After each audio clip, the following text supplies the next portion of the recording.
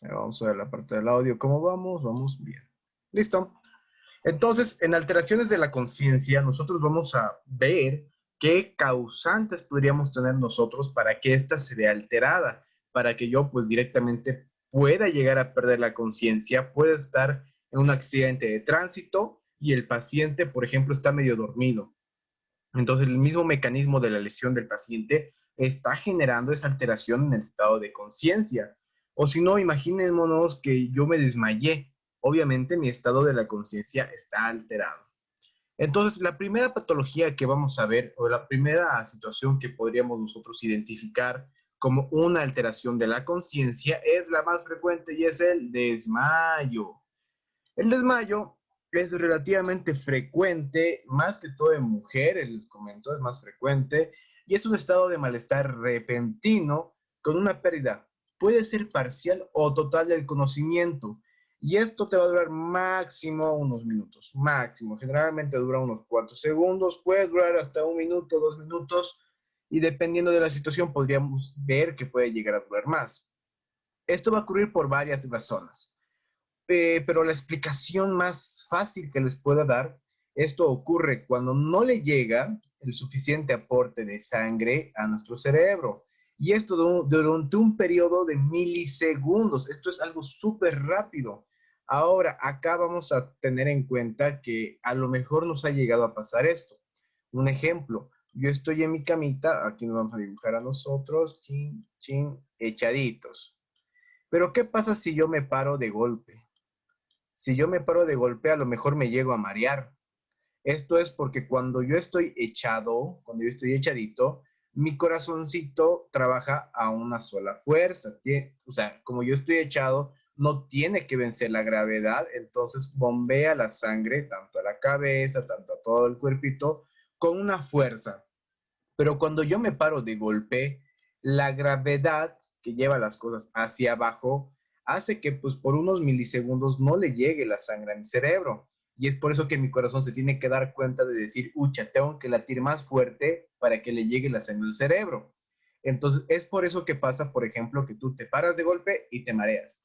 Esto en una persona normal no causa mayor preocupación, pero en una persona adulta mayor sí puede generar una complicación. Estas personas pierden el conocimiento, se desmaya, se cae, entonces ya puede sufrir lesiones. Esta sería la explicación más rápida que les podría dar de un desmayo, de que básicamente no le llega el aporte de sangre necesario durante unos milisegundos. ¿Cuáles son las causas? Pues las emociones fuertes. Algunas personas que tengan una emoción fuerte pueden llegar a desencadenar lo que es un desmayo. Y después podríamos tener las emociones como el temor, una alegría excesiva también puede generar eso. Aire viciado en un sitio cerrado, las personas que, por ejemplo, sufren claustrofobia o que básicamente sienten que no están respirando bien, como mecanismo compensatorio se van a apagar, se van a poner en modo ahorro de energía, que es un desmayo. Ayuno prolongado, el que yo no haya ingerido ningún alimento, pues probablemente me cause un desmayo porque mi cuerpo necesita energía. Y si yo no tengo la energía suficiente que es aportada a mí gracias a la glucosa, el azúcar, por ejemplo, si yo no tengo eso, pues mi cuerpo va a entrar en un modo ahorro de energía, como hemos visto. Dolor excesivo podría llegar a pasar. Hay muchas personas que no tienen tolerancia al dolor y, por ejemplo, una fractura, tiene una fractura terrible, lo que es el fémur, por ejemplo. Y estos pacientes, por el dolor excesivo que tienen, pues un mecanismo compensatorio que tiene su cuerpo es desmayarse. ¿Cuáles van a ser las señales que me puedan decir de que pues, probablemente vaya a cursar con un desmayo? Pues una debilidad repentina, el paciente va a estar pálido, va a sudar frío como se le conoce, eso lo vamos a ver como diaforesis, visión borrosa y pues un estado de inconsciencia. Y por ende va a caer de manera súbita, se va a caer de golpe y va a tener una respiración superficial. Eso significa de que el paciente, si bien está metiendo aire y está botando, va a ser de manera superficial, no van a ser respiraciones profundas.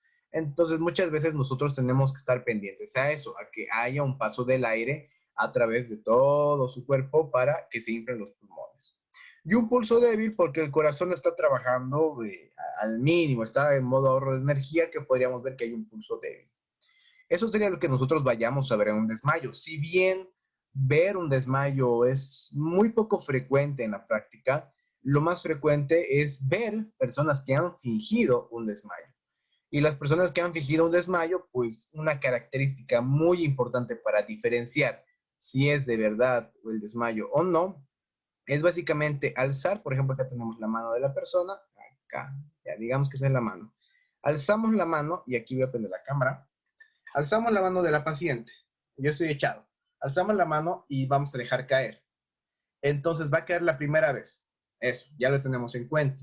Y vamos a hacer eso una segunda vez. Entonces nosotros levantamos la mano y dejamos caer. Pero ¿qué es lo que va a hacer el paciente o la paciente que está fingiendo un desmayo? Tú haces por segunda vez y en vez de golpearse como debería pasar, como esa persona ya sabe que se va a golpear, hace su mano a un costado. Entonces tú haces la primera vez, agarras su mano y haces caer a su frente. La segunda vez, agarras su mano, haces caer a su frente y la persona va a levantar su mano. Entonces, eso me puede decir que esa persona está fingiendo ese desmayo, que es frecuente, la verdad sí es frecuente ver ese tipo de situaciones, así que ya tienen una maña para cuando estén peleando con sus parejas, pueden usar esa mañita. ¿Qué es lo que debemos hacer como primeros auxilios? Acá vemos la típica de, ay, me va a dar, y le dio, se desmayó. Y pues mantenemos la permeabilidad de la vía aérea, entonces hacemos de que la lengua no obstruya la vía respiratoria. Aflojamos la ropa para facilitar la respiración. Imagínate que yo estoy con mi polera súper apretadita, pegadita, o con una corbata o una camisa abrochada hasta el cuello, entonces hay que aflojar esa ropa para poder facilitar la respiración. Vamos a colocar a la víctima en un lugar seguro, con buena ventilación, para que ese paciente pueda estar estable en lo que llega a la ambulancia. No vamos a dar de comer ni de beber nada porque el paciente está inconsciente. Si yo le doy de comer o de beber algo, no va a entrar a la vía digestiva y se puede estar atragantando con lo que yo le vaya a dar. Si la víctima llega a vomitar, vamos a poner la posición lateral de seguridad, que es esta de acá que hemos visto. Nosotros teniendo a este paciente en posición lateral de seguridad, si el paciente llega a vomitar, va a vomitar al costado. Y además está estable por la rodilla que está apoyando y la vía aérea va a estar permeable también. Entonces, esa es la posición que debe adoptar el paciente. Es lo que debemos hacer al paciente si está desmayado. Ahora, ¿qué más tenemos que controlar? ¿Cuánto tiempo pasa de que está desmayado? ¿Cuánto tiempo está durando ese desmayo? Para yo poder estar verificando eso cuando llegue la ambulancia o cuando vayamos al hospital. Otra patología relativamente común, otra situación muy común que vamos a llegar a ver en su momento, es el accidente cerebrovascular, evento cerebrovascular o la embolia, también como le pueden haber conocido, o la hemorragia cerebral, también se le conoce. Y pues esto es debido a que acá yo tengo estas arterias. Acá las arterias son los tubitos que llevan la sangre a todo mi cuerpo y también ahí en el cerebro, llevan la sangre al cerebro. ¿Y qué es lo que pasa? Puede ser que esa arteria se haya roto y si se ha roto va a empezar a sangrar, va a empezar a sangrar, va a empezar a sangrar y en este caso esa sangre se va a ir acumulando y eso se conoce como accidente cerebrovascular hemorrágico o la hemorragia cerebral. Esa sería una de las variantes. Hay otra variante que es, por ejemplo, la persona gordita que no se ha cuidado, que come mucha grasa y empieza, esta es la arteria, y empieza a acumular lo que es grasa en sus arterias. Y esa grasa que está empezando a acumular en sus arterias, en un momento dado va a impedir el flujo de sangre y va a hacer de que se forme un coágulo. Podría ser una de las causas o directamente que hay un coágulo que básicamente es sangre que ha estado estancada o sangre que se ha endurado, por así decirlo, pues que ya haya existido en alguna parte de nuestro cuerpo y esté yendo y justo ha tapado una arteria. Entonces, desde donde está tapado hacia adelante, no le va a llegar sangre porque aquí está tapado, no hay paso de sangre. Entonces, el paciente tiene un accidente cerebrovascular de tipo isquémico. Isquémico o isquemia es que no le está llegando sangre. Entonces, si se rompe la arteria, es hemorrágico porque está sangrando. Si se ha obstruido el flujo, es accidente cerebrovascular isquémico. Si bien esta diferenciación, para diferenciar cuál es cuál, se hace en hospital, pues nosotros podríamos darnos una pequeña idea de cuál es cuál. Ahora, pregunta de examen. Acá, en el accidente cerebrovascular hemorrágico, generalmente son personas que tenían hipertensión o presión arterial alta, también se les conoce. Por el otro lado, accidente cerebrovascular isquémico, lo vamos a ver más en los pacientes que tienen diabetes, sobrepeso, por ejemplo, que pues podríamos ver que hay un accidente cerebrovascular isquémico. No siempre, pero es un dato que nosotros podríamos tener en cuenta. Ahora, vamos a venir acá, ya. Entonces, ¿cómo yo voy a identificar si es un accidente cerebrovascular o no? Son tres pasos primordiales, son tres cosas que yo tengo que hacer. Primero, le digo al señor, señor, ¿cómo se llama? Entonces la persona no va a poder decirme mi nombre, no va a poder gesticular, entonces tiene dificultad del habla. Tiene una dificultad del habla porque esos sectores del cerebro que están siendo afectados tanto por la hemorragia o por la isquemia, pues básicamente no van a funcionar y son sectores incluso donde está el habla. Entonces no va a poder pronunciar las palabras, no va a poder hablar. Entonces, si el paciente tiene eso, probablemente sea un accidente cerebrovascular. Otra cosa, parálisis facial, su carita va a estar chueca. Entonces, en este caso, yo en vez de estar así normal, este segmento va a estar caído, mi ojo va a estar caído. Entonces, ese paciente puede tener parálisis facial. ¿Qué es lo que le deberíamos hacer, decir a la persona si no puede hablar? Que saque la lengua. No va a poder sacar la lengua como debería por la parálisis facial, entonces va a quedar como, no va a poder sacar bien. Otra cosa que podríamos hacer es decirle silba. No va a poder silbar, porque para silbar hay que hacer esto. Pero como está con parálisis facial, no va a hacer bien. Entonces ahí también podríamos identificar. Otra cosa, debilidad muscular y cansancio.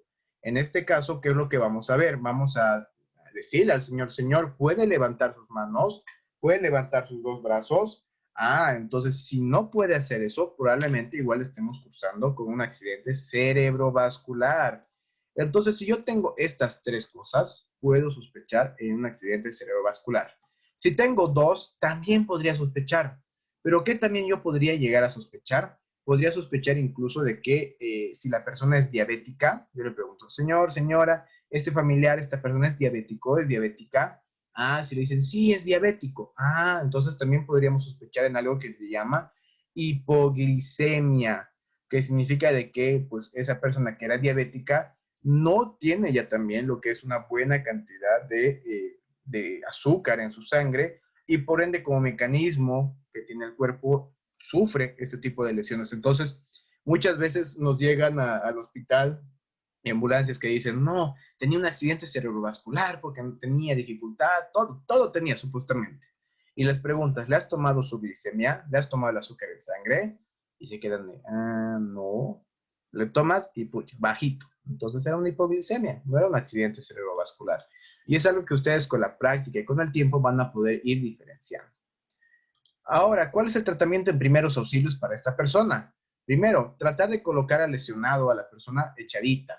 Y también lo que vamos a hacer es, si podemos poner de manera echada y poner cosas atrás del paciente, como almohadas, para que la persona esté en este ángulo, esté semisentada, esté semisentado el paciente. Acá vamos a dejar la cabecita, que esté semisentado, porque de esta manera vamos a ayudar a que el paciente pueda respirar bien y también vamos a reducir, en caso digamos que haya sido una hemorragia, vamos a tratar de reducir en cierta manera cuánto está sangrando ahí. Entonces, esa es la posición, semisentado se llama. O también se llama como posición semifowler, como para los que ya sean del área de la salud, o semisentado. Después de colocar el lesionado tumbado, vamos a evaluar sus signos vitales, porque si en por alguna casualidad está siendo afectada, por ejemplo, el área respiratoria, el área cardiovascular, en la parte de atrás, podría empezar a descompensarse nuestro paciente. Entonces los signos vitales son elementales. O a lo mejor la misma cantidad de sangre que se está acumulando está molestando al cerebro, lo está apretando. Entonces probablemente igual podamos tener alguna alteración, pero siempre evaluar los signos vitales. Y trasladarlo a un centro médico. Acá tiene que venir la parte de la ambulancia o también ustedes podrían llevarlo en su vehículo. Sí, pueden llevarlo, no hay ningún problema, pero teniendo las medidas de que el paciente tiene que estar semisentado y pues con una buena vía aérea y controlando signos vitales. La ambulancia va a venir y le va a hacer lo que ustedes van a hacer así en su vehículo, pero más oxígeno y más monitorización. Nada más. Esto se resuelve en el hospital. Lamentablemente, esto no podemos actuar en el área prehospitalaria, todavía. En otros países sí se puede, pero por acá todavía no. Entonces, accidente cerebrovascular, dificultad para hablar, parálisis facial, debilidad muscular y cansancio. ¿Qué es lo que hay que hacer? Tratar de tumbarlo, ponerlo semisentado, evaluar los signos vitales y trasladar a un centro médico. Acá ya hemos visto las principales características. Entonces, hemorrágico por ruptura del vaso sanguíneo. Isquémico por un coágulo, por alguna situación que esté obstruyendo el paso de la sangre. Ahora, ¿cuánto tiempo tengo para llevar al hospital, para llevarlo al paciente hasta el hospital? Lo ideal sería de que antes de la hora ya estemos en el hospital, porque estos segmentos que va a estar en el cerebro comprometido, porque no le está llegando sangre, pues probablemente lleguen a tener un daño irreversible. Esa persona no va a volver a caminar o no va a acordarse de algunas cosas, no va a poder hablar bien. Entonces, antes de la hora ya tiene que estar en el hospital para un mejor pronóstico. Así que eso como dato para ustedes, por favor, no más de una hora.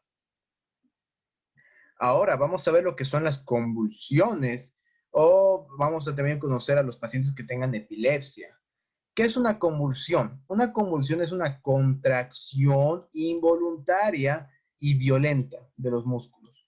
Entonces aquí empieza a temblar el paciente, empieza ahí a temblar por todo lado y esto puede afectar tanto a uno o varios grupos musculares. Solo puede ser mi brazo el que esté ahí contrayéndose constantemente o puede ser todo mi cuerpo. Y una crisis convulsiva va a empezar con una pérdida brusca del conocimiento. El paciente se va a desplomar, se va a caer al suelo y ahí va a empezar a temblar. Va a empezar a temblar, va a empezar a temblar. ¿Cuáles son las causas? Pues la epilepsia básicamente ya es una enfermedad en la cual el paciente sufre de convulsiones ya hace mucho tiempo. Entonces, si ya sufre de convulsiones desde hace mucho tiempo, ese paciente tiene medicamentos, toma medicamentos para evitar precisamente ese tipo de cosas. Pero a lo mejor se olvidó tomar el medicamento y ¡zas! Debuta con una convulsión. La rabia, que sí puede generar convulsiones, es por eso que el virus de la rabia es muy importante prevenirlo. Los tétanos, que igual generan convulsión, más bien tenemos vacuna para eso y hemos estado vacunados. Histeria, la histeria básicamente van a ser los pacientes que están fingiendo una convulsión. Pacientes que están perdiendo una pelea igual van a fingir convulsiones, que sí es igual frecuente de ver. En este caso, ¿cuál es una característica? De que el paciente que está temblando de manera ficticia, va a temblar bonito, va a temblar bien sincronizado. Cuando está temblando su brazo derecho, está temblando el izquierdo. Entonces va a ser algo, una convulsión muy parecida o muy simétrica. En cambio, un paciente que está convulsionando de verdad, convulsiona por todo lado. Así que esto igual nos daría a entender de que está mintiendo. Además, que un paciente que está fingiendo su convulsión, convulsiona un ratito, se cansa y vuelve a convulsionar. Entonces se llega a cansar, se llega a fatigar el que está fingiendo. Traumatismos en el cráneo, un golpe muy fuerte en la cabeza puede generar convulsiones. Sí me ha tocado ver a un compañero de colegio cuando yo estaba en el colegio, estábamos en educación física, corriendo en reversa, o sea, corriendo de espaldas, se tropezó, se dio un golpe en la cabeza, ya estaba en el suelo y empezó a convulsionar. Y todos estaban ahí de miedo, asustados. Yo tampoco sabía qué hacer, estaba en colegio. Pero pues lo que hicieron, le hacían oler alcohol, le pusieron un trapo a su boca, que pues básicamente son cosas que ya no vamos a hacer y que debemos evitar, que lo vamos a ver en su momento. Alcoholismo, si estoy intoxicado, aquí viene igual las intoxicaciones, si estoy intoxicado con alcohol, pues probablemente al ser algo tan irritativo para mi cerebro pueda llegar a convulsionar. Fiebre alta en los pediátricos es muy importante que evitemos la fiebre porque nos puede generar complicaciones a nivel de la cabecita de lo que es el paciente. Entonces, evitar la fiebre alta que puede ser una causa de convulsión. Y ahora, ¿por qué convulsionamos? Acá tenemos nuestro querido cerebro y pues acá nosotros tenemos una actividad normal del cerebro. Como vemos acá es relativamente estable, es estable, pero cuando se desfasa, se vuelve loca la actividad por alguna cosa que esté fatigando o esté irritando lo que es la actividad cerebral, por ejemplo, un golpe muy fuerte, puede ser la presencia de alguna enfermedad, la falta de oxígeno, Podríamos ver igual acá las intoxicaciones, la fiebre alta. Pues si tenemos uno de estos agentes causales, se vuelve loco. Entonces, al volverse loco, empiezan a mandar señales y estímulos eléctricos a cualquier parte de tu cuerpo. Entonces, en ese caso, empiezas a hacer contracciones involuntarias en todo tu cuerpo, empiezas a temblar como pescado fuera del agua, así tiembla. Entonces, eso es un paciente que está convulsionando. Ahora, ¿qué es lo que vamos a ver? Contracción muscular, la mordedura de la lengua, lo pongo entre comillas, ¿por qué? Porque son muy pocos casos documentados en los cuales de verdad se haya mordido la lengua. Porque la lengua también es un músculo, igual se va a contraer y al contraerse se hace más pequeño. Entonces, de esa manera no estamos viendo que se muerda la lengua. ¿Y qué es lo que hace la gente? Empieza a meter su mano, quiere abrir su boca, pone pañuelos. Hay más dedos mordidos que lenguas mordidas. Así que eso es algo que debemos evitar. Así también la gente quiere abrir a la fuerza la boca y lastima la mandíbula. Entonces, igual es algo que debemos evitar. Así que la mordedura de lengua, solo en lenguas que sean grandes, que sean anchas, podría llegar a pasar. Salida de espuma por la boca sí puede llegar a pasar. ¿Por qué? Vamos a ver acá, un paciente que está convulsionando, cierra sus dientes, cierra su mandíbula. Entonces, al estar respirando también, la saliva va a estar chocando con los dientes. A ver, hagan ustedes. Y va a empezar a generar espuma por la propia saliva del paciente. Entonces, esa es la famosa espuma de un paciente que está convulsionando.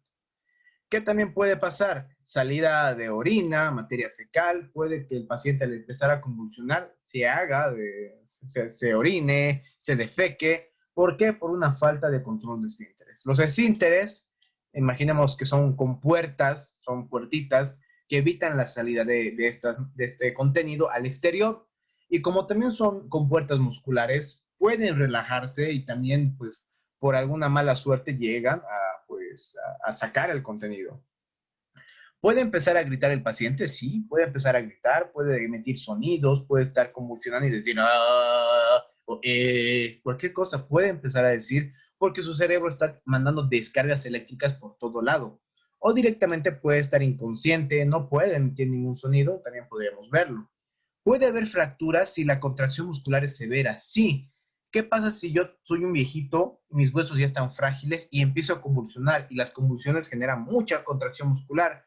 Pues probablemente se rompan mis huesitos si yo estoy en la mala suerte. Una vez que termine la convulsión y el paciente recupere la conciencia, le va a doler su cabeza, ya por la actividad terrible que ha sufrido su cerebro. ¿Va a haber dolor muscular? Sí, va a haber, y fatiga. ¿Por qué? Porque ha generado demasiadas contracciones musculares, ha generado demasiado esfuerzo. ¿Y qué va a pasar? La persona no va a recordar nada. No va a recordar qué ha pasado, por lo menos le tienes que dar un tiempo para que pues pueda digerir, pueda ver qué es lo que ha pasado, puedas explicarle qué es lo que le ha pasado. Pero dolor de cabeza sí va a haber y no va a recordar nada.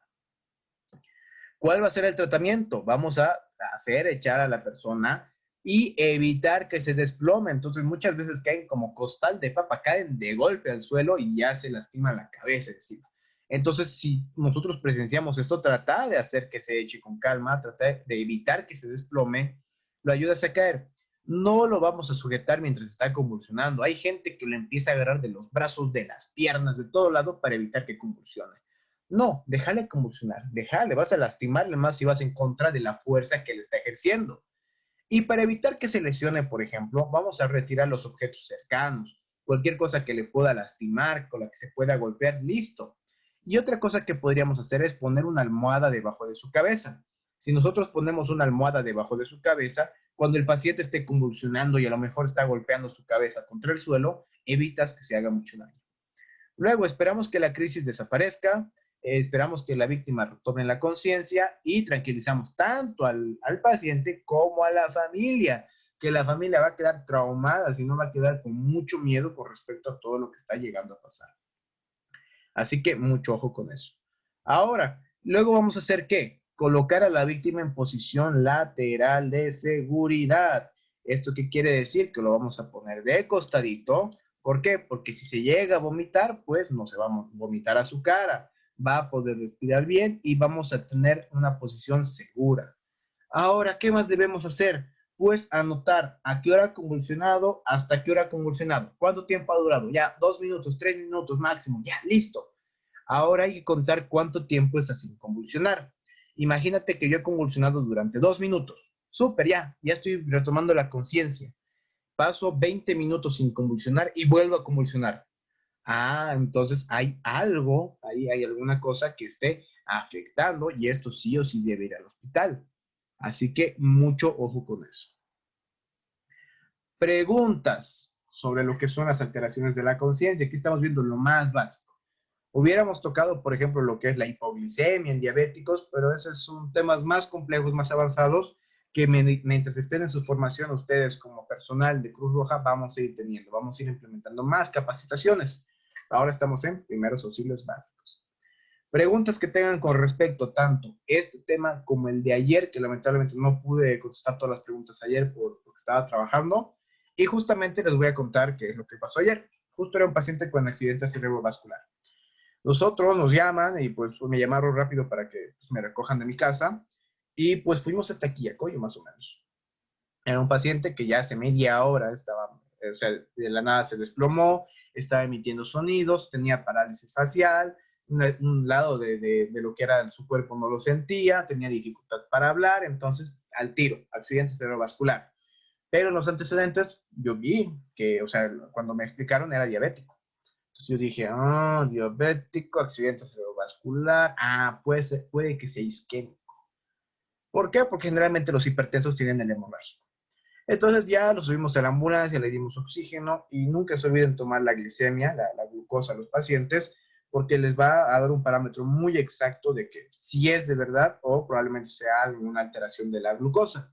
Entonces le tomé la glicemia estaba normal, llegamos al hospital y pues ya ahí ya nos recibieron, le explicamos qué es lo que pasó, a qué hora y pues hemos actuado durante la primera hora. ¿Y qué es lo bueno de esto? Que el paciente tiene mayor chance de recuperarse, de recuperar todas las funciones, porque si pasa más de la primera hora, muchas veces tiene daño irreversible. Así que nunca se olviden, paciente con accidente cerebrovascular, que trate de hablar. No va a poder hablar a lo mejor o va a hablar así como guau, guau, porque no puede gesticular bien. Uno. Después, ¿qué es lo que vamos a ver en esos pacientes? Probablemente también veamos de que tienen parálisis facial. Entonces tiene parálisis facial, su cara va a estar medio chueca, no va a poder silbar. Entonces eso es otro dato que yo podría utilizar. Y el último dato que yo podría utilizar, la fuerza, que eleve las extremidades, o por lo menos yo acerco mi dedo a su mano y le digo, señor, si siente mi mano, apriete. Entonces no va a poder ni apretar muchas veces. Entonces, si la persona puede apretar, súper, tiene un estado neurológico todavía aceptable. Entonces, esas son cosas que ustedes deben aprender a identificar y a notificar. Otra cosa con respecto a los desmayos pues no son mortales, no te va a matar un desmayo, pero una mala atención sí te va a matar. Entonces, a un paciente que se ha desmayado, a ver, hazle parar, hazle oler alcohol, por ejemplo. El alcohol sí ya está contraindicado, porque, a ver, quiero que tú huelas alcohol directamente, que te pongan alcohol a la nariz.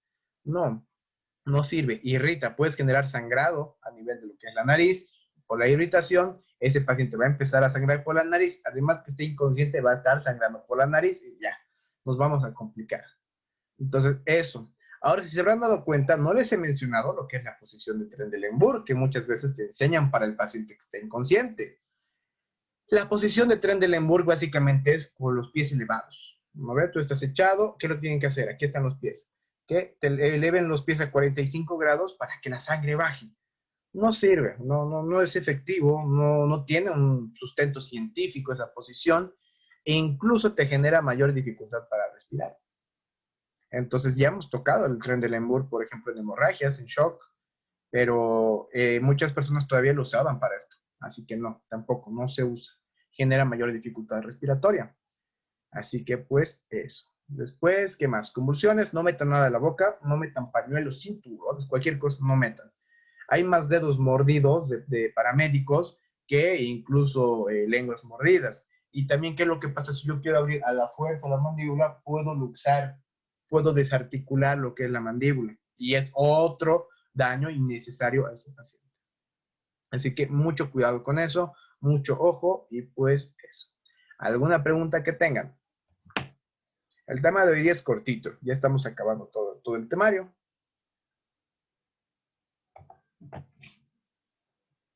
A ver. Hagan sus preguntas, hagan sus preguntas.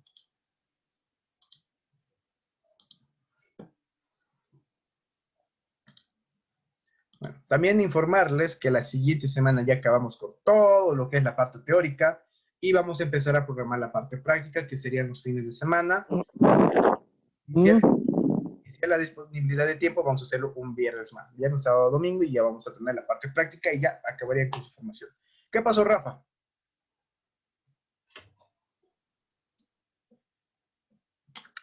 Rafa. Sí, también le conocen como embolia. La conocen como embolia, le ha dado una embolia, le ha dado una hemorragia cerebral, le ha dado un accidente cerebrovascular, que básicamente la embolia, o que es un émbolo, es cualquier cosa, por ejemplo el coágulo, que ha viajado por todo tu cuerpo y ha tapado esa arteria. A eso también le conocen como embolia. Entonces sería una ACV isquémico, por ejemplo.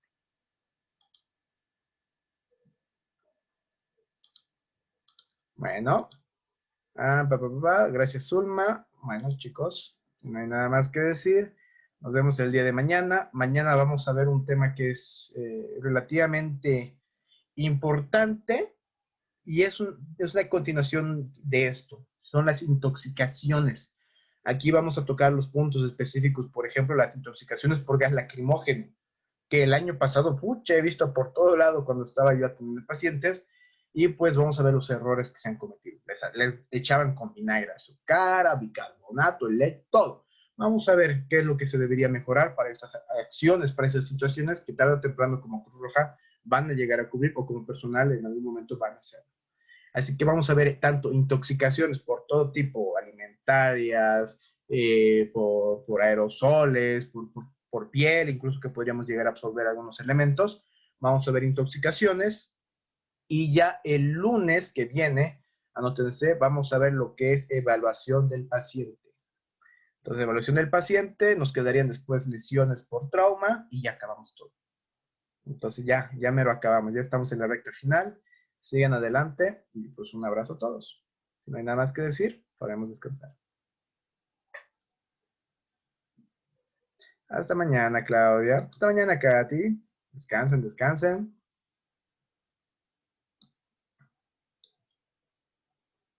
Hasta mañana, Daisy.